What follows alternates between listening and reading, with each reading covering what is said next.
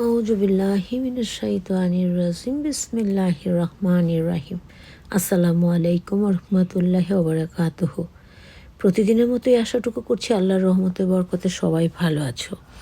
আজকে আমরা সূরা হুদ থেকে ৭৩ নম্বর আয়াত থেকে, কালকে তো ৭২ পর্যন্ত শেষ করেছিলাম, ৭৩ নম্বর আয়াত থেকে শুরু করব। তারপর সম্ভব হলে সূরা ইউসুফ, আমরা কিন্তু সূরা ইউনুস পড়েছিলাম, আজকে সম্ভব হলে সূরা ইউসুফ থেকে কিছুটা অংশ শুদ্ধ বাংলা অর্থই আমি শেয়ার করি। তার একটাই কারণ, সেটা হলো অনেকে আমরা পড়াশোনা জানি না বা অনেকে আমরা অনেক কিছু বুঝতে পারি না। সো সহজ বাংলায় যদি অর্থগুলো শেয়ার করা যায়, আমাদের যাদের মধ্যে আল্লাহর রহমত ইবাদত করার ইচ্ছে আছে, আমরা চাইলে আল্লাহ পাক সহায় থাকলে সহি শুদ্ধভাবে ইবাদত করার তৌফিক ভিক্ষা পাবো। আমিন সুমা আমিন। আয়াত নাম্বার ৭৩, সূরা হুদ। বিসমিল্লাহির রহমানির রহিম। ফেরেশতাগণ বলল, আল্লাহর কাছে তুমি তাজ্জব হচ্ছ? হে নবী পরিবার, তোমাদের প্রতি রয়েছে আল্লাহর রহমত ও কল্যাণ, তিনি প্রশংসিত সম্মানিত। ইব্রাহিমের ভয় তিরোহিত হলে এবং তার কাছে সুসংবাদ এলে সে আমার সাথে কওমে লূত সম্পর্কে বাদানুবাদ শুরু করলো, মানে ঝগড়াঝাটি শুরু করলো। ইব্রাহিম একান্তই সহনশীল, কোমল হৃদয়, বিনীত ছিল। হে ইব্রাহিম, এটা থেকে দূরে থাকো, তোমার রবের নির্দেশ এসে গেছে এবং ওদের প্রতি অনিবার্য আযাব আসবেই। আমার ফেরেশতারা লূত সমীপে সে নাখোশ হলো, তাদের সংরক্ষণে নিজেকে অসমর্থ ভাবল আর বলল, এটা অতি ভয়ঙ্কর দিবস। তার কম তার কাছে উদ্ভ্রান্ত ছুটে আসলো, ওরা পূর্ব থেকে দুষ্কার্যে লিপ্ত ছিল।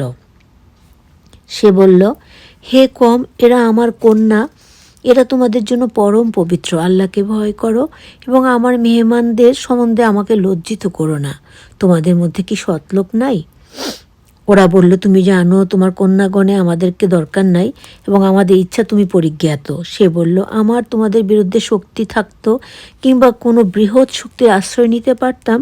ফেরেশতারা বলল, হে লূত, আমরা তোমার আল্লাহর প্রেরিত, ওরা আদৌ তোমার কাছে পৌঁছতে পারবে না, তাই নিজ আহাল সহ রাতের কোনো এক সময় বের হয়ে পড়ো এবং তোমাদের কেউ পিছনে চাবে না। কিন্তু তোমার স্ত্রীর ওদের যা ঘটবে তারও ওদের নির্দিষ্টকাল ভোর নিকটবর্তী নয়। ভোর কি নিকটবর্তী নয়? তারপর যখন আযাবের নির্দেশ এসে পৌঁছলো, তখন আমি উল্টিয়ে দিলাম নগরগুলো, উপরে নিচেও বর্ষাইলাম জমাট বাঁধা প্রস্তর, মানে পাথর, যা তোমার আল্লাহর নিকট থেকে ছিল নির্দিষ্ট এবং এটা ছিল জালিম থেকে দূরেও নহে। মাদাইনীদের কাছে ওদের ভ্রাতা সোয়াইবকে পাঠালে সে বলল, ভাইরা, আল্লাহর ইবাদত করো, তিনি ছাড়া তোমার কোনো মাবুদ নেই এবং তোমরা মাপে বা ওজনে কখনো কম দিও না। তোমাদেরকে সচ্ছল দেখছি, তবে আমি তোমাদের জন্য ভয় করছি এক শাস্তি সর্বব্যাপী দিবসের। হে ভাইগণ, তোমরা মাপ এবং ওজন ন্যায়ভাবে পূর্ণ করবে এবং লোকদেরকে তাদের জিনিসগুলো কম দিও না এবং পৃথিবীতে বিস্তার করো না বিপর্যয়। আল্লাহ অনুমোদিত যা উদ্ধৃত থাকে তাই তোমাদের জন্য উত্তম, যদি ঈমান রাখো। সুবহানাল্লাহ, নই আমি তোমাদের তত্ত্বাবধায়ক। ওরা বলল, হে সোয়াইব, তোমার নামাজ কি তোমায় নির্দেশ দেয় আমাদের পূর্বপুরুষরা যাতে পূজা করতেন তাদের ছাড়তে হবে এবং করতে পারবো না আপন ধন দৌলত সম্পর্কে যা খুশি? তুমি তো সরল সদাচারী। সে বলল, ভাইরা, তোমরা দেখো আমি আমার আল্লাহর সুস্পষ্ট পথে থাকি আর তিনি আমাকে রুজিদানের উত্তম রুজি দেন। তবে কেমন করে আমার কর্তব্য থেকে বিরত থাকি, তোমাদের গর্হিত কাজ করা থেকে? আমি ইচ্ছা করি সাধ্যমতো নিজের সংশোধনের এবং আমার কার্য সাধন, মানে কাজ শেষ একমাত্র আল্লাহরই সাহায্যে। আমি তারই উপর ভরসা রাখি এবং তার দিকে আমি অভিমুখী। ভাইগণ, আমার বিরুদ্ধতা তোমাদের কারণ হয়ে না দাঁড়ায় সেই যে বিপদ পৌঁছিয়েছিল নুহের কমের উপর, অনুরূপ বিপদ কিংবা হুদের কম কিংবা সালেহর কমের উপর লূতের কমও তোমাদের হতে অদূর। তোমাদের পালনকারীর নিকট ক্ষমা প্রার্থনা করো, তওবা করো, আমার রব প্রেমময়। ওরা বলল, সোয়াইব, যা বলো তার অনেকেই বুঝি না, তোমাকে আমাদের চেয়ে দিন দেখিতেছি, তোমার স্বজনবর্গ না থাকলে তোমায় প্রস্তর নিক্ষেপে খুন করতাম। নও তুমি আমাদের পরে শক্তিশালী, মানে ওরা বলছিল যে সোয়াইব, তুমি আমাদের থেকে শক্তিশালী নাও, যদি পারতাম তোমাকে আমরা পাথর দিয়ে মেরে ফেলতাম। সে বলল, ভাইগণ, তোমাদের নিকট আমার স্বজনবর্গ অধিক কি শক্তিশালী আল্লাহ হতে? তখন শোয়েব বললেন যে তোমাদের ভাই মানে আত্মীয় স্বজন, তোমাদের ভাই স্বজনরা কি আমার আল্লাহ থেকে শক্তিশালী? আর তোমরা তাকে ভুলে গেছো। আমার রব বেষ্টন করে আছেন তোমাদের কাজ। ভাইগণ, তোমরা যেমন ইচ্ছা করতে থাকো, আমারটা আমি করি। শীঘ্রই জানতে পারবে কার প্রতি লাঞ্ছনার আযাব নাজিল হয় এবং কে মিথ্যুক। তোমরা প্রতীক্ষায় থাকো, আমিও তোমাদের সঙ্গে প্রত্যক্ষকারী। আমার আদেশ আসলে রক্ষা করলাম সোয়াইব এবং তার উপর বিশ্বাসী সঙ্গীদের আমার অনুগ্রহে, আঘাত করলো জালেমদের মহাশব্দে। ফলে নিজেদের ঘরে বসিয়াই শেষ হলো, যেন ওতে কোনো আদৌ কেউ বাস করেনি। বিনাশী ছিল মাদাইনীদের কপালে, যেভাবে বিনাশ হয়েছিল সামুদ্রা। প্রেরণ করেছিলাম মুসাকে আমার নির্দেশাবলী সুস্পষ্ট দলিল সহ ফেরাউন ও তার মোড়লদের কাছে। ফলে ওরা ফেরাউনের কথা মতো চলতে লাগলো, অথচ কার্যাবলী ছিল না সাধু সুলভ। কেয়ামতে তার কওমের আগে আগে থাকবে, তার কওমরা আগে আগে থাকবে, তাদের নিয়ে সে দোজকে প্রবেশ করবে। সে জঘন্য প্রবিষ্টস্থল, আল্লাহ মাফ করো। ওখানে ওদের পিছনে লানত লাগানো এবং কেয়ামতের অনুরূপ, এটাই নিতান্তই ঘৃণ্য পুরস্কার। এ কতিপয় বস্তির তথ্যাদি বর্ণনা করেছি তোমার কাছে, তার কোনোটি এখনো আছে সঠিক, কোনোটি উজাড় হয়েছে। ওদের প্রতি করুণায় জুলুম করেছে ওরা নিজেদের প্রতি। ওদের ডাকা মাবুদ কোনো কাজে আসে নাই আল্লাহ ছাড়া। যখন তোমাদের রবের আযাবের নির্দেশ পৌঁছলো, বরং বিপরীত, ওদের ধ্বংস ছাড়া কিছুই বৃদ্ধি পাইল না। তোমার রবের আঘাত এরূপই হয়। বস্তি তার আঘাতকালীন ওরা ছিল জালেম, তার আঘাত অতি মর্মন্তুদ ও কঠোর। পরকালে ভীতদের জন্য রয়েছে শিক্ষা। এটা সকল লোকদের জড়ো করার দিবস, মানে কিয়ামত দিবসের কথা বলা হচ্ছে, যেদিন সকলকে উপস্থিত করা হবে। আর আমি তা মুলতবি রাখবো নির্দিষ্ট কিছু সময়ের জন্য। সেদিন এলে তবে কথা বলবে না আল্লাহর নির্দেশ ব্যতীত, মানে নির্দেশ ছাড়া। তাদের কেহ দুর্ভাগ্যবান এবং কেউ হবে সৌভাগ্যবান। হে আল্লাহ রাব্বুল আলামিন, তুমি আমাদের সবাইকে সৌভাগ্যবানদের দলে অন্তর্ভুক্ত করে নিও। আমি সুব্বাবিন। দুর্ভাগ্যবানেরা থাকবে অগ্নিতে, মানে আগুনে। সেখানে তাদের জন্য হবে আর্তনাদ ও চিৎকার। থাকবে সেখানে চিরস্থায়ী, যে পর্যন্ত আসমান ও জমিন ঠিক থাকে, যদি না তোমার আল্লাহ অন্য ইচ্ছা করেন। তোমার আল্লাহ যা ইচ্ছা তাই করেন, এবং যারা সৌভাগ্যবান তারা বেহেশতি হবে যে পর্যন্ত আসমান ও জমিন ঠিক থাকে। তাতে সে পর্যন্ত থাকবে স্থায়ী। যাকে ইচ্ছা দানেন তোমার রব অচ্ছেদ্য পুরস্কার। অতএব সন্দেহে পড়ো না। যাদের ওরা পূজা পাঠ করছে, ওরা ওদের পূর্বপুরুষদের অনুকরণ করছে মাত্র। আর আমি ওদের হিস্সা যথাযথ দিব। মুসাকে আমি কিতাব দিয়েছিলাম, তাতে মতভেদ করতে লাগলো। তোমার রবের পূর্ব ঘোষণা না থাকলে ওদের মধ্যে অগ্রেই ফয়সালা হয়ে যেত। ওরা এতে সন্দিহান।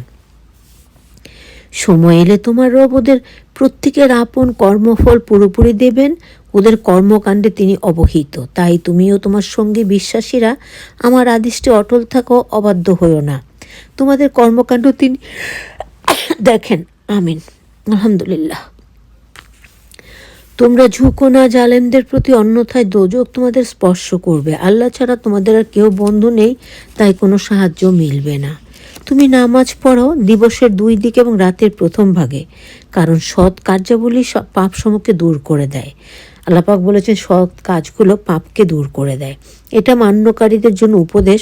তুমি ধৈর্য ধারণ করো, কারণ আল্লাহ নষ্ট করেন না পূর্ণ আত্মাদিগের কর্মফল। মানে আল্লাহ পাক এখানে বলেছেন তুমি ধৈর্য ধারণ করো, আমি ভালো মানুষদের কর্মফল নষ্ট করি না।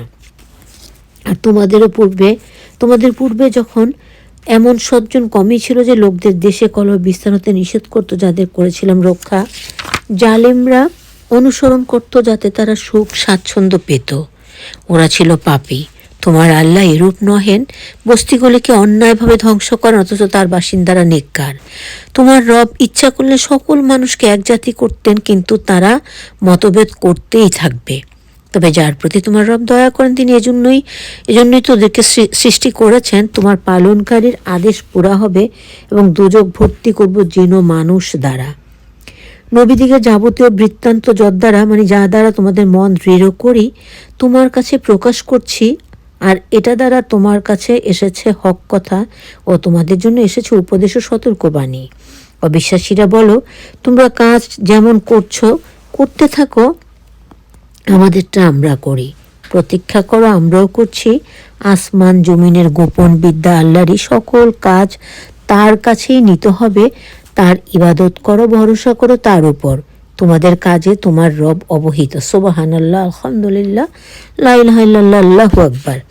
আমরা সূরা হুদের প্রথমটুকু কালকে পড়েছিলাম, আর 123 নম্বর আয়াত হলো শেষ আয়াত। আজ সূরা হুদের পুরো বাংলা অর্থ শেয়ার করা হয়ে গেল। এবার আমরা আসব সূরা ইউসুফ 12, মক্কি 53 আয়াত হলো 111টি, রুকু হলো 12টি। বিসমিল্লাহির রহমানির রহিম।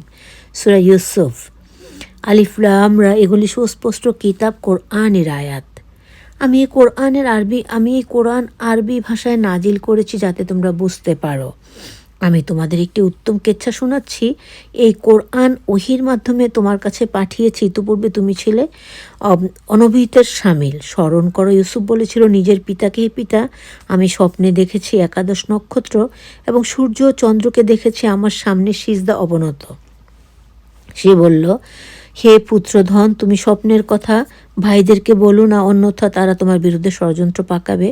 শয়তানি মানুষের প্রকাশ্য শত্রু। মানে ইউসুফের বিরুদ্ধে তার ভাইরা অনেক ষড়যন্ত্র করেছিল, এটা আমরা জানব। আর এভাবেই তোমাকে মনোনীত করবেন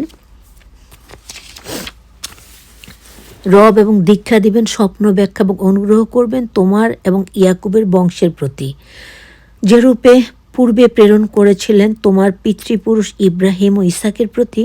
তোমার রব সব কিছুই জানেন, তিনি বিজ্ঞানময়। ইউসুফ ও তার ভাতৃবর্গের মানে ভাইদের কাহিনীতে অন্বেষীদের জন্য নিদর্শন রয়েছে। ওরা বলেছিল, পিতার নজর ইউসুফ ও তার ভাই আমাদের অধিক প্রিয়, যদিও দলে আমরা ভারী, আমার পিতা স্পষ্ট ভ্রান্তিতে ডোবা।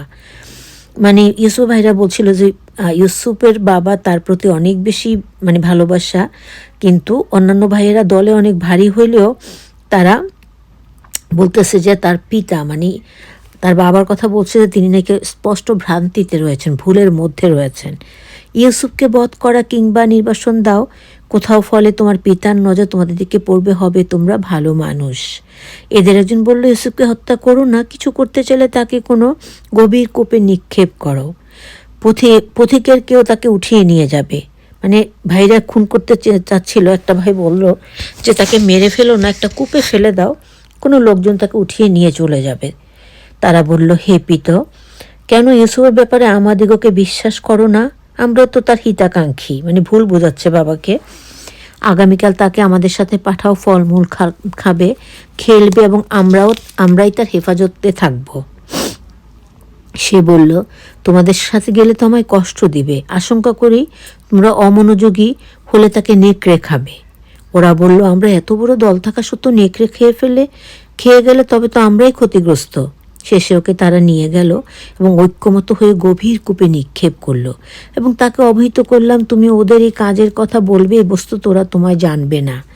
ওরা রাত্রে কাঁদতে কাঁদতে ওদের বাবার কাছে আসলো, বলল, হে বাবা পিতা, আমরা প্রতিযোগী খেলায় গিয়েছিলাম, ইউসুফকে ছেড়ে গিয়েছিলাম আমাদের মালের কাছে, এফাকে নেকড়ে তাকে খেয়ে নিয়েছে। তারা নিজেরা মিথ্যা গল্প সাজালো, কিন্তু আমাদের বিশ্বাস করবে না আমরা সত্যবাসী হলেও। ওরা ইউসুফের জামায় রক্ত লেপিয়ে এনেছিল। সে বলল, তোমরা সাজানো এক কথা নিয়ে এসেছো, তাই ধৈর্য ধারণই আমার পক্ষে উত্তম। তোমরা যে বিষয় বলো, আল্লাহ সব কিছু জানেন। এক যাত্রী দল পৌঁছলো, তাদের পানি সংগ্রাহকদের পাঠালো, পানির ডোল সে ছাড়লো, সে কুয়া থেকে পানি তুলতে গেল। একটা যাত্রী দল বলল, কি সুন্দর, এ যে এক কিশোর। তারপর তাকে তারা পণ্য হিসাবে লুকোলো, তাদের কর্ম সম্বন্ধে আল্লাহ জ্ঞাত। ওরা ইউসুফকে উঠালো এবং তারা লুকিয়ে ফেললো, আর ওরা তাকে স্বপ্ন মূল্যে বিক্রি করলো, গোটা কয়েক দিরহাম। তারা তাতে ছিল লোভহীন, তাকে খুব অল্প দামে ইউসুফকে বিক্রি করে দিল, কারণ তারা ছিল লোভহীন, লোভ ছিল না তাদের। মিশরের যেই লোক তাকে কিনলো, সে তার স্ত্রীকে বলল, মর্যাদা একে থাকতে দাও, হয়তো উপকারে আসবে, নয়তো আমরা তাকে পুত্ররূপে বরণ করব। এভাবে ইউসুফকে সে জমিনে প্রতিষ্ঠিত করে দিলাম। শিক্ষা দিলাম স্বপ্নতাবির। আল্লাহ স্বীয় কর্মে অপ্রতিদ্বন্দ্বী, কিন্তু অনেকেই তা জানে না। সে পুরো যৌবনে উপনীত হলে আমি তাকে বিচার বুদ্ধি দিলাম, এভাবেই আমি পুরস্কৃত করি সৎকর্মশীলদের। আমিন সুম্মা আমিন। সে যে নারীর ঘরে ছিল সে তার কাছে প্রেম নিবেদন করলো এবং বন্ধ করলো দরজা। ইউসুফের এমনই সৌন্দর্য ছিল যে তাকে দেখে মহিলারা তরকারি কাটতে গিয়ে হাত কেটে ফেলতেন, এতটা সুন্দর আল্লাহ তাকে বানিয়েছিলেন।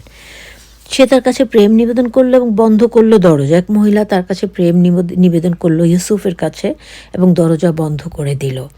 এসো, সে বলল, আল্লাহর পানা চাই, তোমার স্বামী মুনিব, তিনি আমায় মর্যাদায় আশ্রয় দিয়েছেন, জালেমরা সফল হয় না। তখন ইউসুফ সেই মহিলাকে বললেন যে তোমার স্বামী আমাকে আশ্রয় দিয়েছে, তুমি এমনটা আমার সাথে করো না, জালেমরা কখনো সফল হয় না। সে নারী তার প্রতি আসক্ত হলো, সেও যদি না তার রবের নির্দেশ প্রত্যক্ষ করত। এভাবেই তাকে মন্দ গর্হিত কাজ হতে বিরত রাখার জন্য নিদর্শন দেখিয়েছিলাম। সে ছিল আমার নিঃস্বার্থ বান্দা। সুবহানাল্লাহ। উভয়ে দ্বারপানে ছুটিল, ইউসুফ এবং ওই খারাপ মহিলা দ্বারপানে ছুটল। নারীটি তার জামার পিছন হতে ছিঁড়ল, ওকে পাওয়ার জন্য দৌড়ে গিয়ে ধরতে গিয়ে জামার পিছন দিকে ছিঁড়ে ফেলেছিল। আর নারীটির স্বামীকে দরজায় পেল। নারীটি বলল যে তোমার পরিবারের কাছে প্রেম কামনা করে, তার ব্যাপারে কারাগারে কিংবা কঠোর শাস্তি ছাড়া কি দণ্ড হতে পারে।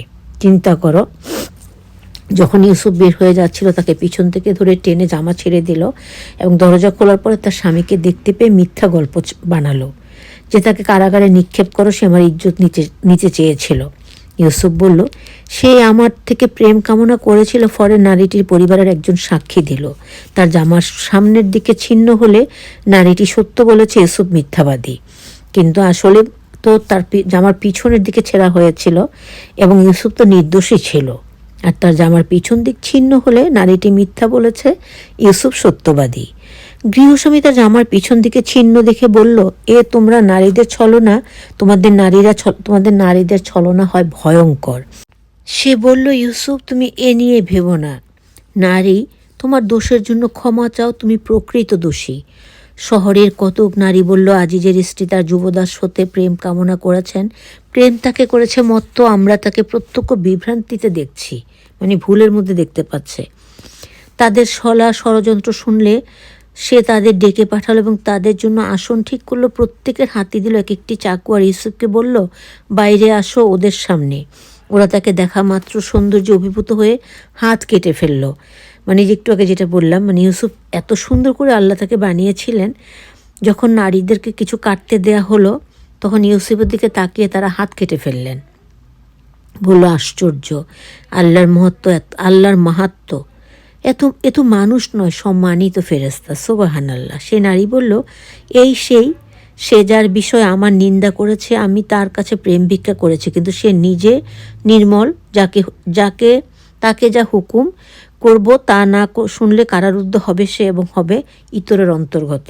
এখনও সে মহিলা বলছে যে ইউসুফ ভুল, তাকে হয় কারারুদ্ধ করতে হবে, নাহলে সে কঠিন শাস্তি দিতে হবে। ইউসুফ বলল, হে আল্লাহ, এ নারীরা যার দিকে আমার আহ্বান করছে তা অপেক্ষা কারাবাস আমার জন্য শ্রেয়। কত সৎ মানুষ ছিলেন, চরিত্রবান মানুষ ছিলেন। তখন ইউসুফ কি বললেন আল্লাহকে বললেন, আল্লাহ, এই যে নারীরা আমার সম্বন্ধে মিথ্যে কথা বলছে আর মিথ্যে অপবাদ দিচ্ছে, ওগুলো থেকে আমার জন্য কারাগারে থাকাটা অনেক ভালো। ওদের ছলনা থেকে আমায় তুমি রক্ষা করো। তুমি রক্ষা না করলে আকৃষ্ট সামিল হব মূর্খ দলে। আল্লাহ তার আহ্বান শুনলেন, রক্ষা করলেন তিনি তাদের ছলনা হতে। আল্লাহ সব শোনেন এবং জানেন। তৎপর নির্দেশাবলী প্রত্যক্ষ করার পরও কিছুকাল তাকে কারারুদ্ধ রাখতেই হবে, তারা মানা করল। তার সাথে দুজন যুবকও কারারুদ্ধ হলো। উভয় যুবকের একজন বলল, স্বপ্নে দেখেছি আমি আঙ্গুর নিংড়ায় রস বের করছি। অন্যজন বলল, আমি দেখেছি আমার মাথায় রুটি বহন করছি, পাখি তা খাচ্ছে। তুমি আমাদিগের এই বৃত্তান্ত বলে দাও, আমরা তোমাকে সৎকর্মশীল দেখছি। ইউসুফের কাছে দুজন লোক স্বপ্ন বর্ণনা করলো এবং স্বপ্নের ব্যাখ্যা জানতে চাইল। ইউসুফ বললেন, তোমাদেরকে যে খানা দেওয়া হয় তা পৌঁছার আগে আমি তোমাদের খাবের তাৎপর্য বলে দিব। খাব স্বপ্ন। তা তোমাদের বলবো যা তোমাদের বলবো তা আমার রবের শিক্ষা দেওয়া বিষয় থেকেই বলবো। যে কম আল্লাহ বিশ্বাস রাখে না, কেয়ামতকে করে প্রত্যাখ্যান, আমি তাদের মত বর্জন করেছি। আমি অনুসরণ করি আমার পিতৃপুরুষ ইব্রাহিম, ইসাক ও ইয়াকুবের মতবাদ। আমাদের কর্তব্য নয় আমরা শরিক করি আল্লাহর সাথে কোনো বস্তুকে। এটা আমাদের এ সকল মানবের উপর আল্লাহর অনুগ্রহ, কিন্তু অধিকাংশ লোকই কৃতজ্ঞতা প্রকাশ করে না। হে কারাসঙ্গী বন্ধুদের বলো তো, ভিন্ন ভিন্ন মাবুদ উত্তম না এক আল্লাহ উত্তম? তোমরা আল্লাহ ছাড়া সেই নামগুলির পূজা করো যে নাম ধরে কুলিয়েছ। তোমরা কি তোমাদের পিতৃপুরুষগণের, অথচ এসবের প্রমাণ আল্লাহই পাঠাননি? বিধান প্রবর্তনের অধিকারী একমাত্র আল্লাহ। তিনি হুকুম করেছেন স্রেফ তারই ইবাদত করো। এটা দিনের ধর্মের সরল পথ, কিন্তু অধিকাংশ লোক তা জানে না। হে কারা সঙ্গীদ্বয়, তোমাদের একজনের কথা হলো সে তার মুনিবকে মদ্যপান করাবে, এবং অপরজনের কথা হলো সে হবে সুলভিদ্ধ, পরে পাখি তার মস্তক হতে আহার করবে। এই যে স্বপ্নের ব্যাখ্যা দিচ্ছে, যা তোমরা জানতে চেয়েছিলে তা স্থির হয়েছে। আর যে লোকটি সম্ভাব্য কারামুক্তি পাবে তাকে সে বলল, তোমার মুনিবের কাছে আমার কথাটি পারিও, কিন্তু শয়তান তাকে তার বিষয় ভুলিয়ে দিল, ফলে তাকে কয়েক বৎসর কারাবন্দি রহিত হলো। বাদশাহ বলল, আমি খাবে 7টি হৃৎপুষ্ট গাভী দেখলাম, 7টা গরু দেখছে সুস্বাস্থ্যবান, ওদিকে 7টি শুকনা শীর্ণতায় গাভী আহার করছে। আবার অন্যদিকে দেখতে পেল 7টা শুকনা গরু রোগা গরু খাচ্ছে, আর দেখলাম 7টি সবুজ শীষ ও 7টি শুকনা শীষ। হে প্রধানীরা, স্বপ্ন ব্যাখ্যা জানা থাকলে এর ব্যাখ্যা আমায় দাও। তারা বলল, এটা আদগাস আহলাম অর্থহীন স্বপ্ন, আর আমরা অর্থহীন স্বপ্নের ব্যাখ্যা দিতে অজ্ঞ। কারাবন্দীদের মুক্ত ব্যক্তির দীর্ঘদিন পরে স্মরণ হলো ইউসুফের কথা।